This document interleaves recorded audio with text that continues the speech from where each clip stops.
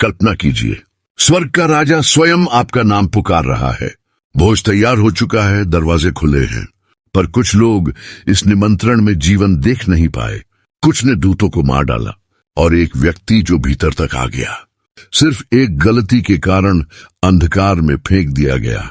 आज मत्ती 22 में हम उस स्वर्गीय रहस्य को खोलने वाले हैं जिसने पूरे युगों को चुप करा दिया। इस पर यीशु फिर उनसे दृष्टांतों में कहने लगा, स्वर्ग का राज्य उस राजा के समान है जिसने अपने पुत्र का ब्याह किया, और उसने अपने दासों को भेजा कि नेवताहारियों को ब्याह के भोज में बुलाए, परंतु उन्होंने आना न चाहा। फिर उसने और दासों को यह कहकर भेजा कि नेवताहारियों से कहो, देखो मैं भोज तैयार कर चुका हूं, मेरे बैल और पले हुए पशु मारे गए हैं और सब कुछ तैयार है, ब्याह के भोज में आओ। परंतु वे बेपरवाही करके चल दिए, कोई अपने खेत को, कोई अपने व्यापार को। औरों ने उसके दासों को पकड़कर उनका अनादर किया और मार डाला। राजा ने क्रोध किया, अपनी सेना भेजकर उन हथियारों को नाश किया और उनके नगर को फूंक दिया। तब उसने अपने दासों से कहा, ब्याह का भोज तो तैयार है, परंतु नेवताहारी योग्य न ठहरे, इसलिए चौराहों पर जाओ और जितने लोग तुम्हें मिलें सबको ब्याह के भोज में बुला लाओ। सो दासों ने सड़कों पर जाकर क्या बुरे क्या भले जितने मिले सबको इकट्ठा किया और ब्याह का घर जेवनहारों से भर गया।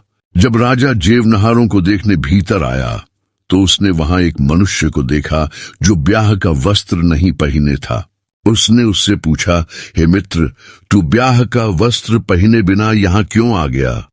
वह कुछ न कह सका। तब राजा ने सेवकों से कहा, इसके हाथ पांव बांधकर इसे बाहर अंधियारे में डाल दो, वहां रोना और दांत पीसना होगा, क्योंकि बुलाए हुए तो बहुत है परंतु चुने हुए थोड़े। तब फरीसियों ने जाकर आपस में विचार किया कि उसे किस प्रकार बातों में फंसाए। उन्होंने अपने चेलों को हेरोदियों के साथ उसके पास यह कहने को भेजा, हे गुरु, हम जानते हैं कि तू सच्चा है, परमेश्वर का मार्ग सच्चाई से सिखाता है और किसी की परवाह नहीं करता, क्योंकि तू मनुष्यों का मुंह देखकर बातें नहीं करता।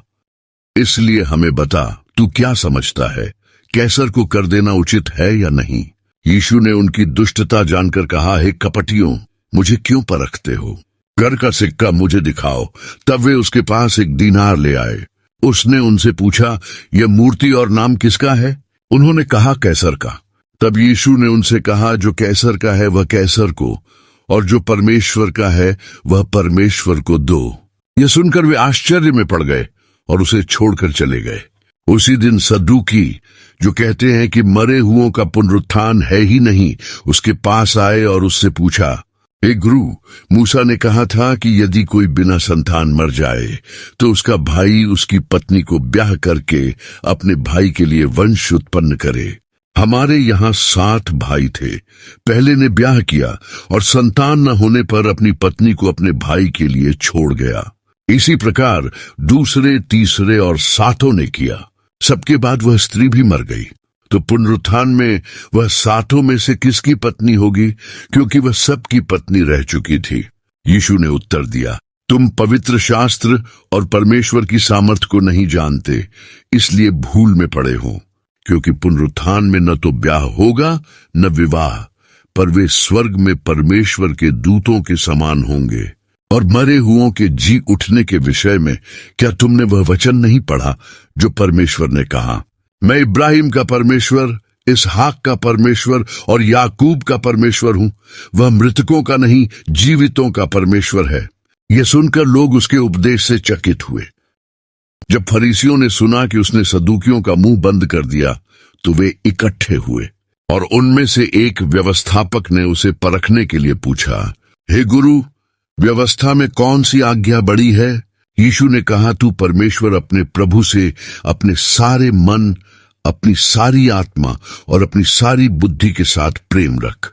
यह पहली और सबसे बड़ी आज्ञा है, और दूसरी इसके समान है, तू अपने पड़ोसी से अपने समान प्रेम रख। इन्हीं 2 आज्ञाओं पर सारी व्यवस्था और भविष्यद्वक्ता आधारित है।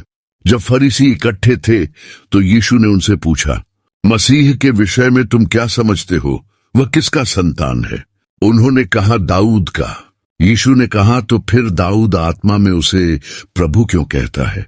प्रभु ने मेरे प्रभु से कहा, मेरे दाहिने बैठ, जब तक मैं तेरे बैरियों को तेरे पांवों तले न कर दूं। जब दाऊद उसे प्रभु कहता है तो वह उसका पुत्र कैसे ठहरा? कोई उसका उत्तर न दे सका और उस दिन से फिर किसी ने उससे कुछ पूछने का साहस न किया। मत्ती 22 हमें यह सिखाता है कि स्वर्ग का निमंत्रण सभी को मिलता है, लेकिन उसके योग्य वही ठहरता है जो अपने हृदय को तैयार रखता है। राजा का भोज आज भी तैयार है, द्वार अब भी खुले हैं और परमेश्वर आज भी पुकार रहा है, जो मेरा है उसे मेरे पास आना होगा। इस अध्याय में हम देखते हैं कि बुद्धिमानों की चतुराई भी सत्य के सामने मौन हो जाती है। कपट करने वाले स्वयं अपने ही जाल में फंस जाते हैं और वह व्यक्ति जो बाहरी रूप से तो अंदर आ गया लेकिन भीतर से तैयार नहीं था, वह प्रकाश से अंधकार में भेज दिया गया। मत्ती 22 हमें याद दिलाता है, परमेश्वर बुलाता है पर चुनना हमें है, और उसका राज्य केवल उन लोगों का है जो प्रेम, सच्चाई और आज्ञाकारिता में उसके पास आते हैं। जब हम इन वचनों पर मनन करते हैं तो प्रार्थना करें कि हमारा जीवन भी उस स्वर्गीय भोज के योग्य पाया जाए जहां राजा स्वयं हमारी प्रतीक्षा कर रहा है। यदि ये वचन आपके हृदय को छू गए हों और आप परमेश्वर के वचन को रोज सुनकर आत्मिक रूप से बढ़ना चाहते हो, तो इस चैनल को सब्सक्राइब करें। हर नया अध्याय, हर नया संदेश आपको उसी सत्य के और करीब ले जाएगा जिसे यीशु ने अपने मुख से प्रकट किया। परमेश्वर आपको आशीष दे।